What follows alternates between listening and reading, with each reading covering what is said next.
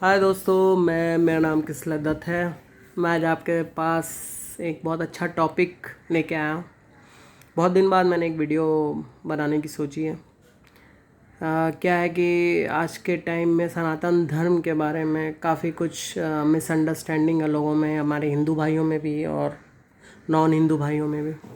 काफ़ी लोग मुझसे पूछते हैं कि भाई ये शिवलिंग क्या है, ये त्रिदेव क्या है, ये ब्रह्मा विष्णु महेश की पत्नियां लक्ष्मी सरस्वती पार्वती कैसे हैं। मतलब बहुत सारी उटपटांग चीज़ें पूछते रहते हैं। एक्चुअली उटपटांग नहीं, उनके भी गलती नहीं है, उनको पता ही नहीं है। काफ़ी लोगों को हमारे धर्म के बारे में, सनातन हमारे हिंदुओं को ही नहीं पता है। और शिवलिंग के बारे में अक्सर बोला जाता है कि भैया ये सेक्सुअल ऑर्गन है, रिप्रोडक्टिव ऑर्गन है मेल एंड फीमेल का, जो कि बहुत बहुत गलत, एकदम गलत चीज़ें फैली हुई हैं। लोगों को बहुत भ्रमित किया जाता है। दोस्तों, बेसिकली शिवलिंग है क्या? शिवलिंग एक प्रतीक है, एक सिंबल है शिव जी का, ना कि शिव जी का रिप्रोडक्टिव ऑर्गन है। क्योंकि क्या हुआ कि बहुत पहले जो ट्रांसलेट किए हमारे वेदों को, शास्त्रों को, तो उन लोगों ने इस लिंग को गलत समझा, इस वर्ड को मिस इंटरप्रेट किया।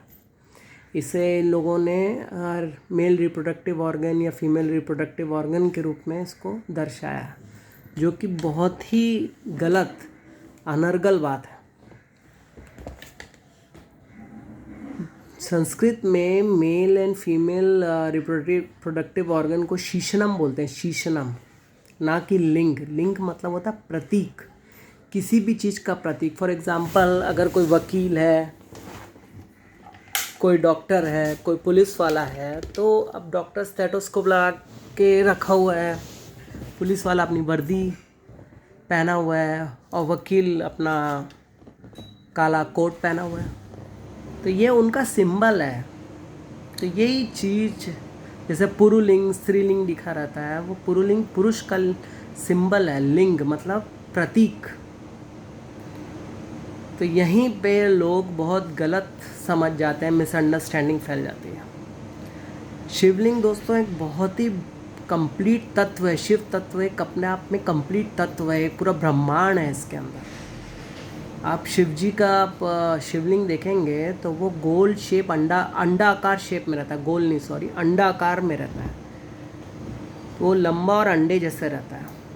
वो बेसिकली वो दर्शाता है, जैसे पूरा ब्रह्मांड आप देखेंगे, कॉस्मोस वगैरह, गैलेक्सीज वगैरह, यूनिवर्स देखेंगे तो भी पूरा शिवलिंग जैसा ही है। उसका ना आदि है ना अंत है। बेसिकली ये कंप्लीट ओमकार है। ओमकार मतलब ब्रह्मा विष्णु महेश तीनों। अगर आप शिवलिंग को देखेंगे तो जो नीचे वाला हिस्सा होता है ब्रह्मा, बीच वाला विष्णु और ऊपर वाला जो होता है वो शिव होता है। तो ये कंप्लीट आपका तीनों का समागम होता है, ब्रह्मा विष्णु महेश का।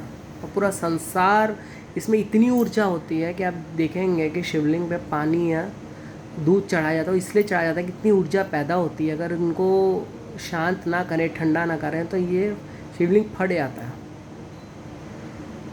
तो वैसे ही अगर आप इसको फिज़िक्स के रूप में मैं आपका एक्सप्लेन करूं, बड़ा ब्यूटीफुल हमारे ऋषि मुनियों ने वेदों में हर एक चीज़ बड़े सुंदर तरीके से व्याख्या की है हर एक चीज़ की। अब आप देखेंगे कोई एटम, एटम के 3 मेन चीज़ होते हैं, न्यूट्रॉन, इलेक्ट्रॉन एंड प्रोटॉन। तो जो प्रोटॉन होता है वो पॉजिटिव इलेक्ट्रिक चार्ज लिए रहता है और इलेक्ट्रॉन नेगेटिव, और न्यूट्रॉन में कोई भी चार्ज नहीं होता है। आप कभी भी विष्णु जी की कोई भी तस्वीर या मूर्ति देखेंगे तो उसमें हमेशा देखेंगे विष्णु जी लेटे हुए हैं, उनके नाभि से कमल डंडी निकली हुई है और कमल खिला हुआ है जिसमें ब्रह्मा जी बैठे हुए हैं। अब विष्णु जी जो हुए वो प्रोटॉन हुए, पॉजिटिव इलेक्ट्रिक चार्ज, और ब्रह्मा जी जो हुए वो नेगेटिव इलेक्ट्रिक चार्ज। और ये दोनों नेगेटिव और पॉजिटिव एक दूसरे से एक बॉन्ड की तरह अट्रैक्टेड रहता है, मैग्नेटिक बॉन्ड की तरह। मतलब ये नेगेटिव पॉजिटिव चार्जेस के एक अट्रैक्शन होता है। तो ये बड़े ब्यूटीफुली इसको समझाया गया है। और जो शिव जी हैं वो न्यूट्रॉन है, इनमें कोई चार्ज ही नहीं। अब आप कोई भी एटम का न्यूक्लियस देखेंगे तो उसके अंदर आप प्रोटॉन और न्यूट्रॉन दोनों मिलेंगे एक ही क्वांटिटी में। मतलब जितने प्रोटॉन मिलेंगे उतने ही न्यूट्रॉन मिलेंगे।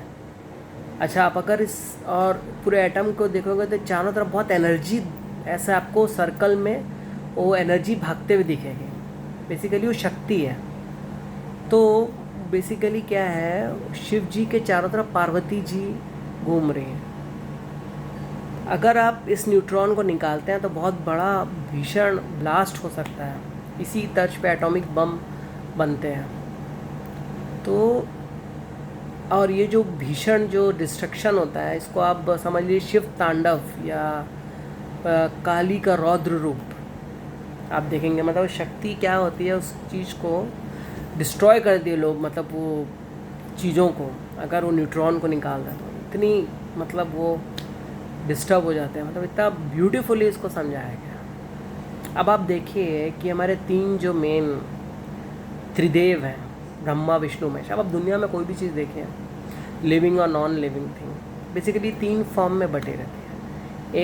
एक जो क्रिएट होती है, जो मैन्युफैक्चर होती है, फिर प्रोटेक्ट होती है, फिर डिस्ट्रॉय होती है। अब जो मैन्युफैक्चर कर रहा है वो ब्रह्मा, जो प्रोटेक्ट कर रहा है विष्णु, डिस्ट्रॉय कर रहा है शिव।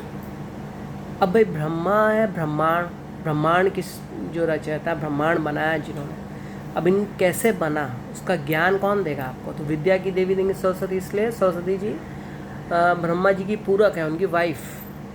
अब हम लोग को ज़िंदगी जीनी है, विष्णु जी प्रोटेक्ट कर रहे हैं। अब जीने के लिए हमको धन, संपत्ति और वस्तुएं चाहिए, तो वो कहाँ से मिलेगी? वो हमको लक्ष्मी जी की कृपा से मिलेंगे। लक्ष्मी जी पूरक है विष्णु जी की, उनकी वाइफ। अब जो चीज़ आया है उसको जाना भी है, जो पैदा हुआ है उसको डिस्ट्रॉय भी होना है। अब ये डिस्ट्रॉय कौन करेंगे? नष्ट वो करेंगे शिव, क्योंकि अगर पुरानी चीज़ें नष्ट होंगी तो नई चीज़ें आएंगी नहीं, उनकी नई चीज़ों के लिए जगह नहीं बनेगी। अब नष्ट करने के लिए बहुत शक्ति चाहिए रहती है, तो ये नेचर हमारा करता है, तो वो है पार्वती। तो वो उनकी पूरक है, उनकी पत्नी है। कितना ब्यूटीफुल को समझाया गया है।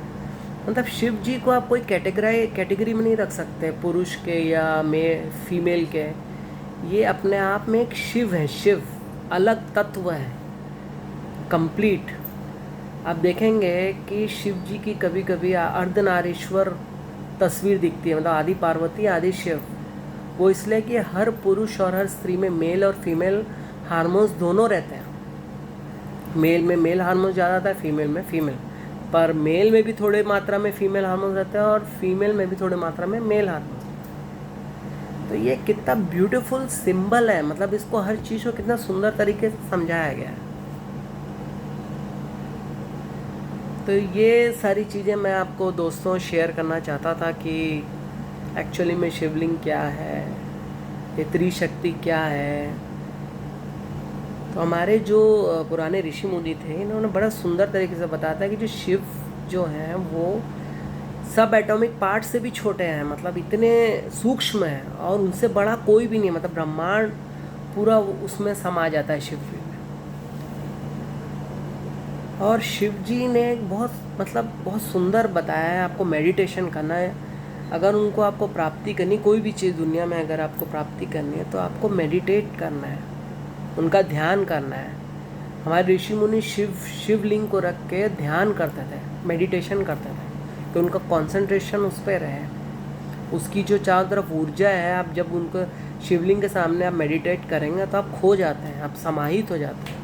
आपको समय अमय का किसी का भी पता नहीं चलता, ध्यान नहीं रहता, इतना ज़्यादा आप उसमें कंसंट्रेट हो जाते हैं। तो बेसिकली ये सारी साइंटिफिक चीज़ें हैं, फिज़िकल एक पार्ट है हम लोग को समझाने के लिए। ये ब्रह्मांड कैसे बना, ये उत्पत्ति कैसे हुई। आज मॉडर्न साइंस भी आप देखेगा, जहाँ गॉड पार्टिकल का मतलब एक्सपेरिमेंट चल रहा है, वहाँ पे एक शिव जी की नटराज की मूर्ति रखे हैं फॉरेन में। वो खुद इटसेल्फ बताता है कि वो शिव नटराज के जो मुद्रा में है वो क्या है। इतना मतलब क्या बताऊँ, शिव और शक्ति, मतलब ये दोनों एक दूसरे के पूरक हैं। यही पूरी सृष्टि है। आप शिवलिंग भी देखेंगे, चारों तरफ शिवलिंग का जो शेप देखेंगे तो एक प्रकार समझिए ब्रह्मांड है, ब्रह्मांड में जीव जंतु आ रहे हैं, सारी उत्पत्ति हो रही है। मतलब आप देखेंगे तो पूरे ब्रह्मांड में 2 ही मेन चीज़ है, एक आपकी ऊर्जा और एक मैटर है। जब ये दोनों मिलते हैं तब मास प्रोडक्शन होता है। तो आप ऊर्जा समझ लिया आदि शक्ति, जो फीमेल फॉर्म में पार्वती, लक्ष्मी, सरस्वती, और मैटर हो गया प्रोटॉन न्यूट्रॉन इलेक्ट्रॉन मेल फॉर्म में। जब इनका मिलन होता है तब सृष्टि आगे बढ़ती है, संतान। लाइक गणेश जी शिव जी की बेटा है, उन कार्तिकेय उनकी बहन। तो एक समझ कहने का मतलब है कि इसको बहुत ब्यूटीफुली एक्सप्लेन किया गया है। तो ये आदि शक्ति से ही सब बने, ये ऊर्जा ही है हमारे, हमें जो चला रही है, जो मैं बोल रहा हूँ, जो आप सुन रहे हैं, जो ये हवा चल रही है, ये लोग अलग जीव जंतु है, सब में एक ऊर्जा है। ऊर्जा है, आत्मा है, आत्मा। बहुत ब्यूटीफुली कृष्ण जी ने बताया गीता में कि आत्मा अजर अमर है। मतलब वो कोई उसको आग जला नहीं सकता, पानी भिगा नहीं सकता, हवा उड़ा नहीं सकती। बहुत ब्यूटीफुल है। और ये आत्मा बेसिकली क्या है, एक फॉर्म से दूसरे फॉर्म में चेंज होती है। फिजिक्स का लॉ भी है, energy can be destroyed nor be created, can be transform from one form to another. तो इतना सुंदर तरीके से उसको बताइए, ये ऊर्जा है बेसिकली। हम लोग जो जन्मांतर लेते हैं, जो अलग अलग जीव जंतु बनते हैं, 84 लाख योनियों से हम लोग जब गुजरते हैं तब हम मानव का जन्म होता है। मतलब 84 लाख योनियाँ मीन्स स्पीशीज़, मतलब right from the micro organism से लेके मतलब आपके बड़े बड़े कॉम्प्लेक्स प्राणी सब आ गए इसके अंदर।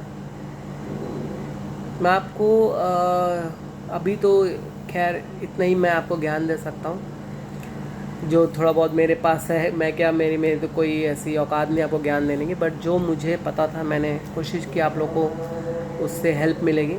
नेक्स्ट वीडियो में मैं आपको और भी विष्णु की 10 अवतार, रुद्र अवतार, शिव जी के बारे में मैं बताऊँगा। थैंक यू दोस्तों।